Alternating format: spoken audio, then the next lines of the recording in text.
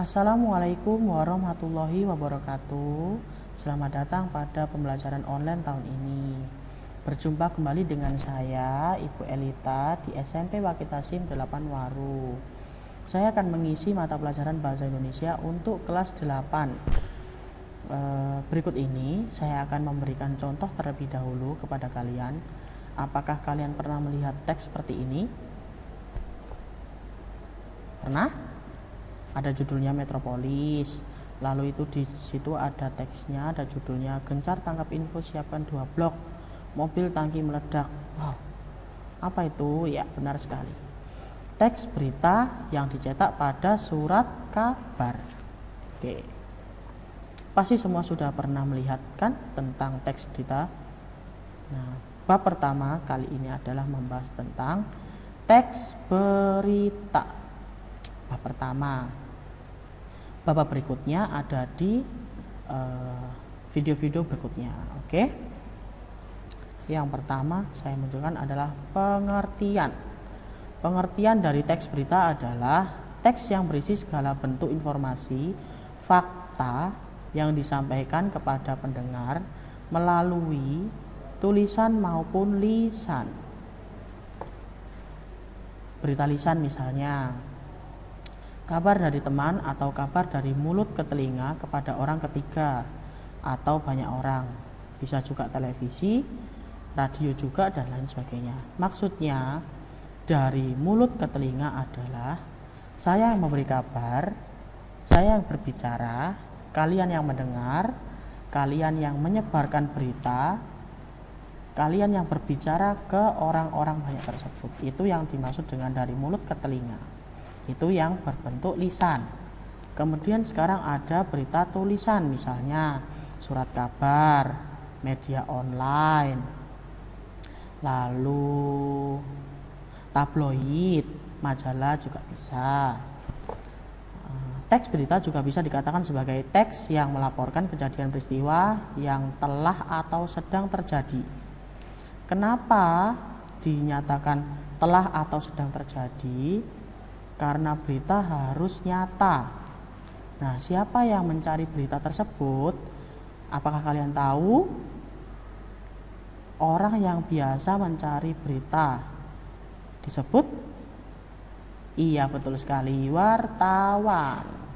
Wartawan setempat akan mencari data dari saksi mata dan merumuskannya secara utuh dari potongan-potongan informasi sehingga membentuk sebuah teks berita yang akan disampaikan melalui berita lisan dan tulisan. Data-data yang dirumuskan harus sekali memenuhi unsur-unsur teks berita. Nah, kemudian yang akan dibahas berikut adalah unsur-unsur berita. Ada yang tahu unsur-unsur berita apa saja? Ada yang tahu? Di sini akan muncul unsur berita ada 5W plus 1H. Kenapa 5W plus 1H? Di situ lebih mudah menyebutkan 5W 1H karena menggunakan bahasa Inggris. Kalau bahasa Indonesia kan masa apa? A, S, K, D, M, B. Kurang menarik gitu. Maka disebutkannya 5W 1H. Yang pertama, apa? Berisikan pertanyaan seputar apa yang sedang terjadi. Dari 6 pertanyaan tersebut, nah akan ada satu-satu penjelasannya. Yang pertama apa? Tadi sudah.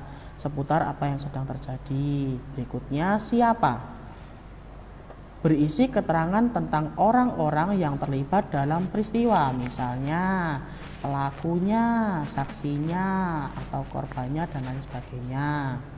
Berikutnya yang ketiga, kapan? Menyebutkan waktu kejadian peristiwa. Waktu, biasanya waktu itu ada pukul berapa atau jam berapa, harinya hari apa, tanggal berapa, bulan berapa, dan tahun berapa. Itu harus komplit, disebutkan semuanya. Yang berikutnya di mana? Penjelasan secara lengkap tentang tempat kejadian. Nah, tempat kejadian, contoh gunung meletus di Yogyakarta. Nah, kebakaran di Royal Plaza. Lalu apalagi ayo. Nah, ada semburan lumpur di Sidoarjo. Nah, dijelaskan tepatnya di Sidoarjo. Gitu. Lalu yang kelima, mengapa? Alasan atau latar belakang terjadinya peristiwa. Alasannya kenapa kok bisa terjadi kebakaran di Royal? Ya karena ada kompor yang lupa dimatikan, misal itu jawabnya seperti itu. Jadi alasannya. Berikut yang terakhir adalah bagaimana menjelaskan proses kejadian suatu peristiwa yang dan akibat yang ditimbulkan. Prosesnya bagaimana? Awalnya lupa mematikan kompor dan lain sebagainya, nanti akhirnya adalah kebakaran. Akibatnya apa?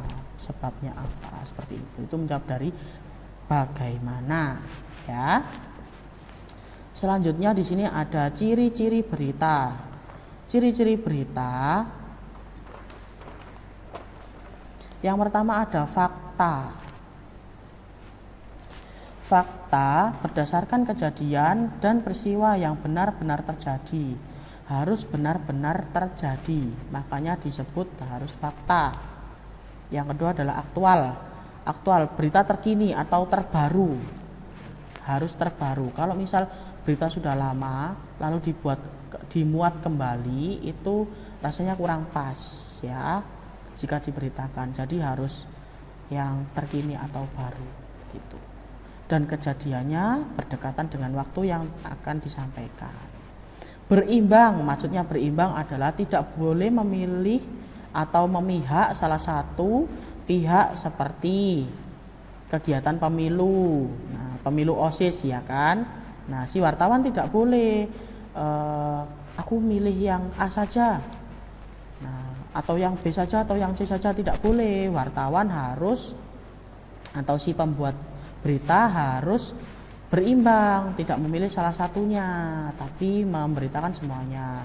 Yang keempat adalah lengkap, waktu dan tempat disebutkan secara jelas, waktunya kapan, tempatnya di mana. Faktual atau terpercaya.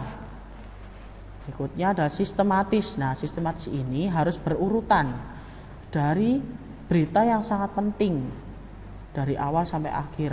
Itu harus sistematis. Jangan diopah-opah gimana, nanti masa tanggalnya di belakang, kejadiannya ceritanya di belakang, kan tidak mungkin. Harus sistematis, tersusun secara berurutan. Menarik adalah biasanya diletakkan pada judul. Judulnya itu harus menarik. Karena apa? Belakangan ini orang membaca itu bukan malas, tapi